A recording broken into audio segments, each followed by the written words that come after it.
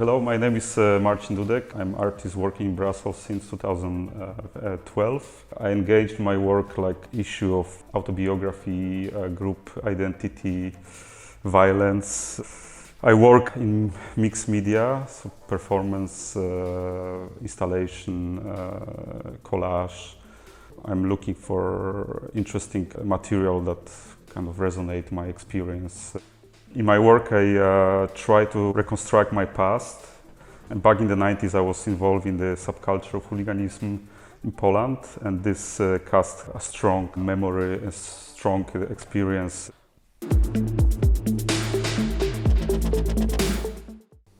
I think, like the experience that I went through in the 90s really formulate my praxis from the core. I think it's like going through very turbulent years. It gives me this sense of exploring very uncomfortable emotion, and then they are very often coming back in my work. So I think it would be very hard for me to speak about certain subject without experiencing them. So I think there's a huge amount of story, emotion, and very difficult experiences which really build my current artistic praxis. So since 2012 I started working with this experience. Before I was diving to very different subjects, and it was a way of escapism. But since my first exhibition in Brussels, Too Close for Comfort, which was exhibited with the Harlan Levy project, I started exploring the issue of my past, and it was gradually going more and more into the thematics. The first show was very delicate, with very small pictures, so I was almost scratching the surface. Then gradually it went very, very intense. I was tracing the memory. I think operating in such vast multimedia gives lots of freedom to describe the complex emotion behind autobiographical experiences. I don't really see the separation. For me, it's the one body of work. There's no performance and then installation. I think everything evolves around the emotion. It's very hard to describe this moment of violence and the group dynamic. So I think this multimedia, like language, gives me a strength to dive into this complex emotion. I'm moving from medium to medium, almost like exploring the full capacity of it. In the performances, I'm very often diving into direct human emotion. So this is the essence of crowd. I think the performance, I'm always performing on my own. I never ask other people to perform for me, because I cannot transmit this emotion. It really comes from my deep inner experience, almost confronted with this immediate emotion of violence. And in collages, I'm kind of diving almost into like an analytic mind. I'm diving into trying to understand what actually happened. So it's this dashboard of elements and emotion of thousands of faces around. And then I'm really trying to reconstruct the moment in time. The sculpture function almost like kind of transitory spaces. So they are linking the performance, linking the collages, the assemblage points of all these elements that circulate around, So, yeah.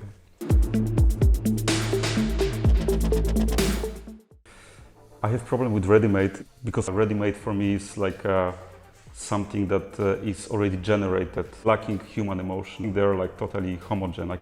And with the found material, they possess like a deep history. I can really connect to them, connect to the rough side of it, the use, the scratch, the burn, all these elements that come with use. Because I have lots of moments when my body was confronted with violence, so it was also in some way split, shatter, like deconstructed. Old material, reused material, possessed similar essence. I can really link this to my own experience, link to my body. And this is something that really helps me to communicate my emotion to the audience. When I construct like a situation or sculpture or installation, I always dive into the deep moment of the beginning. So to my childhood, to my experience of the 90s, of the moment of struggle, when sometimes there was economical struggle, so there was no sometimes food at the table, not the basic product in the household. It was the moment of confronting the reality, and then you have to basically construct your existence out of something that is already by hand. So I keep this kind of system up till today. Of course now it's all available, it's easy, reachable. But I think the moment when your territory is restricted, it creates like a urge for creativity, to solution finding. So I really try to reduce the vocabulary, reduce the territory, and construct something out of the simple elements, the simple objects. Most of the time they are neglected or left behind, and bring them back to the conversation. There's a constant dialogue with this genuine moment of growing up. First of all, I have a working class background, so I think the idea of laborious processes are very present in my work. Secondly, in collages, as I was saying before, there's something obsessive about the detail, like trying to understand the emotion. Back then in the 90s, I was confronted as 17 years old, being inside the crowd, the multiplicity of the reality, the complexity of the situation. I think the only way to describe this is to analyzing the full situation, trying to X-ray every phase. When I work with memory, I'm operating in a very unstable environment. So I'm kind of oscillating between what's solid and what's liquid almost. I think the detail and this obsessive diving into small elements are almost the answer to my struggle. I want to be sincere, I don't want to simplify it, I want to really go into as deep as possible, It's not like a subject that I'm trivial about, it's dealing with my own emotion and pain. It's like a script, was writing in granite. It's a long process. I choose the word accumulatory because it possesses like a dual meaning. On one hand is the battery, is the energy, and then on the other hand is this accumulating, placing in one place, in one container, full human potential, energy. First time I used this word, I published in 2013 during my first show at Roland Levy Project, a self-made book called Accumulatory. And it was a collection of like anti-ready-made gyms. There's a collection of self-made underground gyms that were very popular back in the 90s to build like a space in the basement of Council Estate. A gym that was basically constructed from all the leftovers, from pieces of bricks, some scrap of metal, and then the user kind of gather in these places and train together. So it was like a almost organized circle. And back in the 90s, I constructed in my basement such place for friends. So we meet there and have like training session, and it was a place of activity. And I was really like intrigued about this concept of self-organized groups. There's no alternatives on the surface, so you go to the basement, build your reality out of scrap. Gradually I started exploring this idea of memory boxes because I felt like I grew up in the Council Estate, so very, very claustrophobic mass architecture that you can find all across Eastern Europe, like millions of the same flats built. For me, this incubated room or corridor is really like a box, just all the life there happened, at once.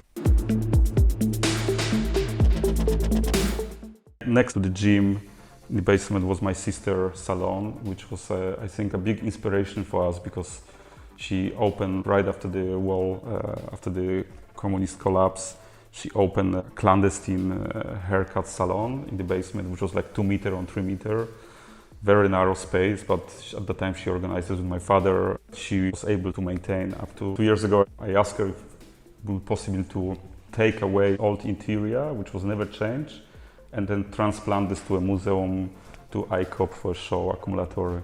So she said yes, no problem. And so we did like a 2 years process of changing the interior, and I archived every little object, every cupboard, every chair. It was for years there.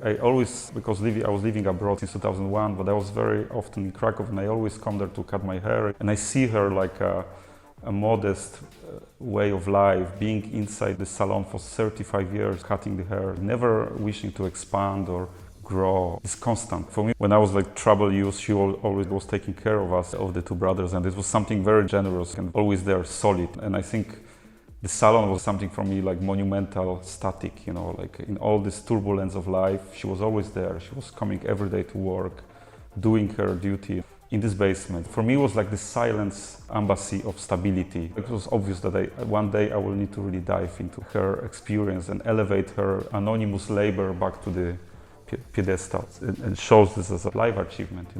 You will be able to see this all in the exhibition, almost like a continuation of my memory boxes, starting from the very beginning with accumulator and then gradually going through my family experiences and spaces that belong to the environment as well. Another memory box in the exhibition is my bedroom, which I share for almost 20 years with my brother. This bedroom is of course the same size, but this bedroom in particular is very important for me because it happened all the transformation from the street, from the being hooligans, going to the matches. In this room I started my artistic practice, so I started copying the old master painting, going into the art, placing the football subculture with art. So the transition moment happened in this room. I recreated the room, took down the old windows from the room, the door, bring them to 𝗍𝗂𝗀, and then show as a whole, as a whole installation. I destroy all my early painting, and they are part of the installation, mixed with the postcard from the football times. So there's this really hybrid, this very bizarre clash of the world colliding in the one room, in the one space, in one brain. It's a very unusual environment.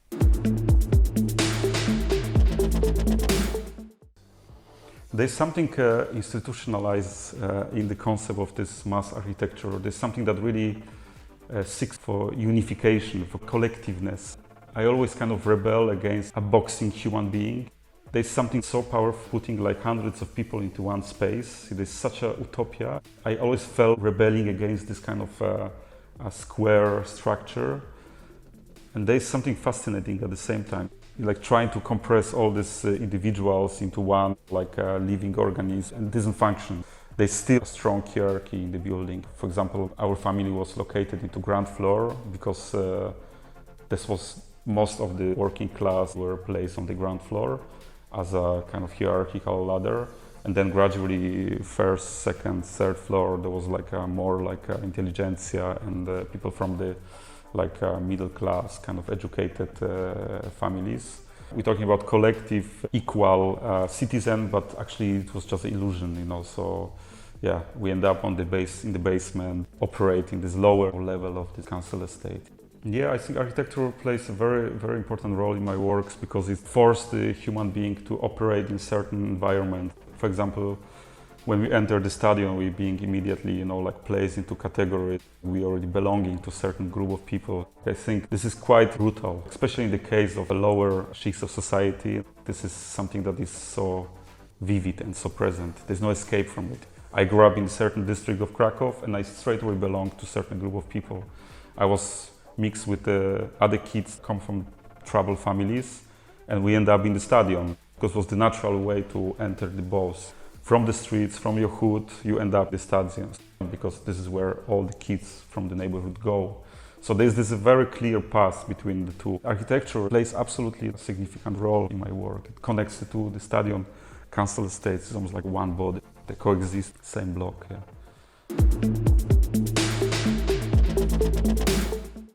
Of course, I don't want to bury the past because I think the confronting past, especially difficult past, helps you to operate in day-to-day basis. And then when I confront the past, I can inhabit this experience, understand what actually happened, and place this into art like a dialogue. I don't need to restrict myself. I feel much more liberated because it's so closely attached to my persona, to my existence.